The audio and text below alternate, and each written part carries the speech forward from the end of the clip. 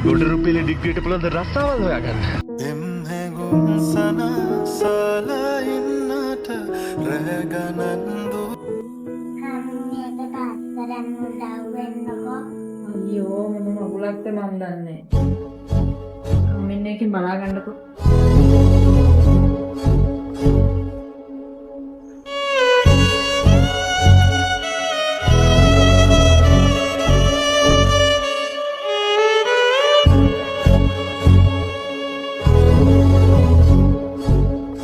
අම්මා මොන මගුලක්ද දන්නේ නැහැ කියලා පැවසීම නිසා දරුවාට තමා අම්මාට බරක් කරදරයක් කියලා හිතෙන්න පටන් ගන්නවා. ඒ වගේම අම්මට මට වඩා ෆෝන් එක වටිනවා කියලා දරුවාට හිතෙන්න පටන් ගන්නවා.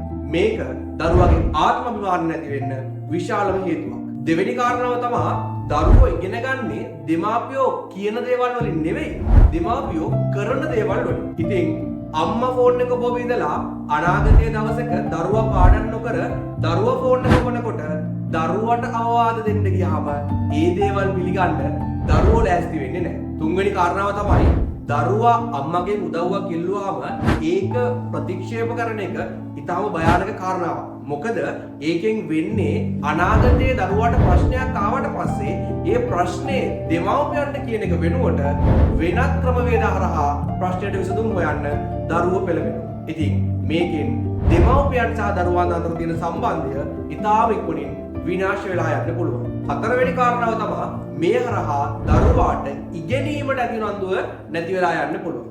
දරුවා උදව් ඉල්ලන්නේ Tamanට උදව්වක් අවශ්‍ය නිසාම නෙවෙයි, ඉගෙන ගන්න අපහසු නිසාම නෙවෙයි, Tamanගේ අම්මගේ අවධානය Tamanට අවශ්‍ය නිසා වෙන්න පුළුවන්. ඉතින් අවධානය නොලැබෙනකොට පාඩම් කරන එක ඒ තරම් වැදගත් නෙවෙයි කියන එක දරුවාට හිතෙන්න පුළුවන්. හිතන්න ඔබ පුංචි දෙයක් යයි සිතා කරන එක වරදකින් දරුවාගේ අනාගතයට විශාල බලපෑමක් ඇති කරන්න පුළුවන්. ඒ නිසා ආදරණීය මවක් පියෙක් විදිහට ඔබේ වගකීම ඉටු කරන්න අදම වග බලා ගන්න.